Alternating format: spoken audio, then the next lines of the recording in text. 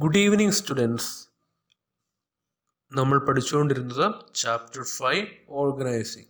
കഴിഞ്ഞ ക്ലാസ്സിൽ നമ്മൾ ഓർഗനൈസേഷൻ സ്ട്രക്ചർ നമ്മൾ കണ്ടിരുന്നു. ഇന്ന് നമ്മൾ പഠിക്കാൻ പോകുന്നത് types of organisation structure. Organisation സ്ട്രക്ചറിനെ രണ്ടായിട്ട് കാറ്റഗറൈസ് ചെയ്യാം. ഒന്ന് ഫങ്ഷണൽ സ്ട്രക്ചറും രണ്ട് ഡിവിഷണൽ സ്ട്രക്ചർ. ഫങ്ഷണൽ സ്ട്രക്ചർ എന്ന് പറയുമ്പോൾ a functional structure is in which all business activities are divided into various functions and each function is entrusted to a specialist department manager. അതായത് functional സ്ട്രക്ചറിൻ്റെ അകത്ത് നമുക്കറിയാം ഓരോ ഓർഗനൈസേഷൻ്റെ അകത്ത് ഒത്തിരി ആക്ടിവിറ്റീസ് അല്ലെങ്കിൽ ഒത്തിരി ഫങ്ഷൻസ് പെർഫോം ചെയ്യുന്നുണ്ട്. അപ്പോൾ ഓരോ ഫങ്ഷൻസിനും ഓരോ സെപ്പറേറ്റ് ഡിപ്പാർട്ട്മെന്റ് ക്രിയേറ്റ് ചെയ്യുകയാണ് ഇവിടെ ഫങ്ഷണൽ സ്ട്രക്ചറിൽ. അതിന് ഒരു ഡിപ്പാർട്ട്മെന്റ് മാനേജറും ഉണ്ടാവും.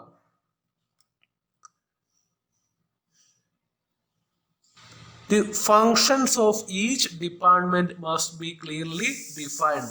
In functional organizational structure, each major functions of business is considered as separate departments. All departments reported to a coordinating head. ഇതെല്ലാം സൂപ്പർവൈസ് ചെയ്യാനായിട്ട് ഒരു ഹെഡ് ഉണ്ടായിരിക്കും. ആക്ടിവിറ്റീസ് എല്ലാം കോർഡിനേറ്റ് ചെയ്യുന്നത് ഈ ഹെഡിൽ നിന്നാണ്. പല ഡിപ്പാർട്ട്മെന്റിലേക്കും കോർഡിനേഷൻ നടക്കുക. ഇനി ഫങ്ഷണൽ സ്ട്രക്ചറിന്റെ അഡ്വാൻറ്റേജ് എന്തൊക്കെയാണ് നമുക്ക് നോക്കാം. ഒന്ന്, it is very simple to understand and logical in classification. വളരെ സിമ്പിളാണ്, ഈസി ആയിട്ട് അണ്ടർസ്റ്റാൻഡ് ചെയ്യാനായിട്ട് സാധിക്കുന്നു. It provides specialisation. അടുത്തത്, it facilitates delegation of authority delegate ചെയ്ത് കൊടുക്കുന്നു. അടുത്തത്, it facilitates coordination of activities within each department. ഓരോ ഡിപ്പാർട്ട്മെന്റ് അകത്തും കോർഡിനേഷൻ നടക്കുന്നു, ആക്ടിവിറ്റീസ് എല്ലാം കോർഡിനേറ്റ് ചെയ്യുന്നു. It eliminate costly duplication of efforts. Next, disadvantages of functional structure. When the organization grows, it will be difficult to coordinate all functions.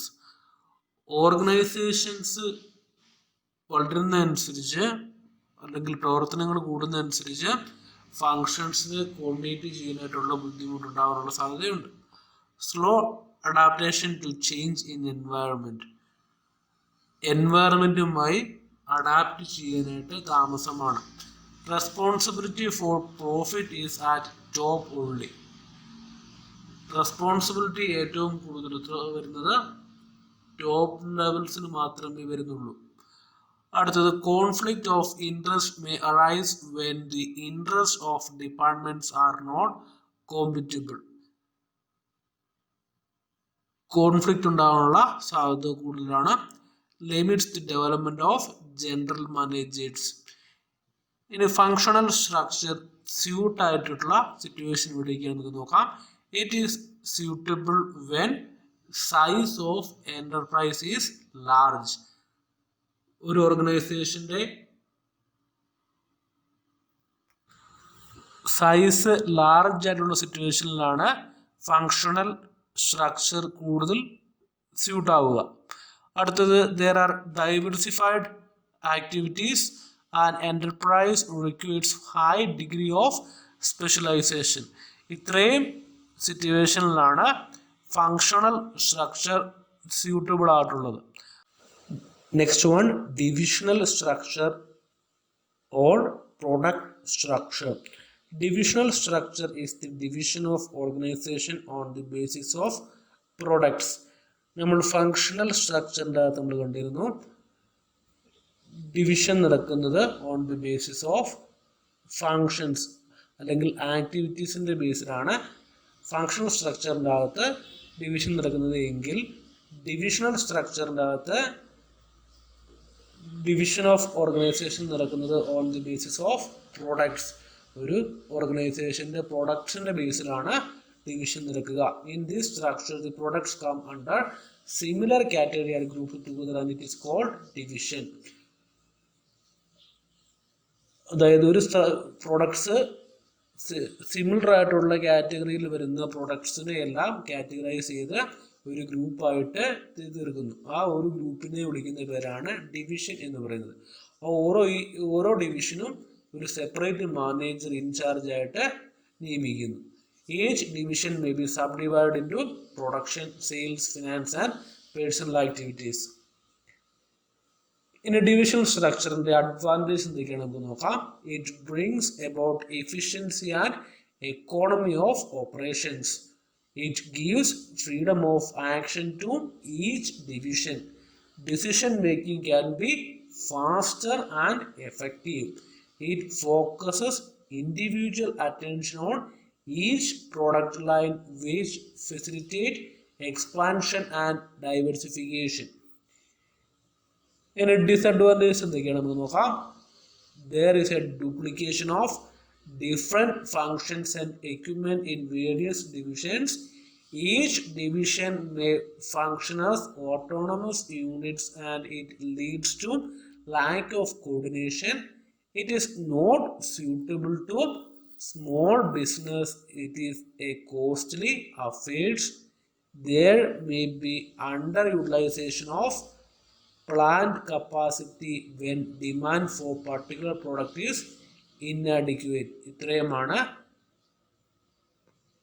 Divisional സ്ട്രക്ചറിന്റെ disadvantage. അടുത്തത് divisional structure എവിടെയാണ് suitable ആവുന്നതെന്ന് നമുക്ക് നോക്കാം.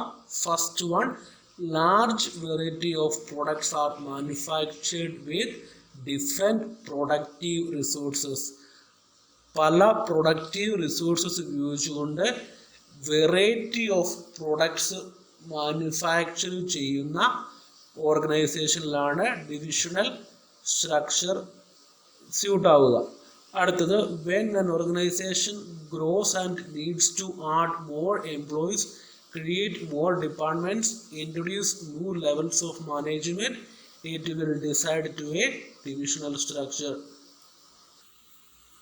In next one, difference between functional structure and divisional structure.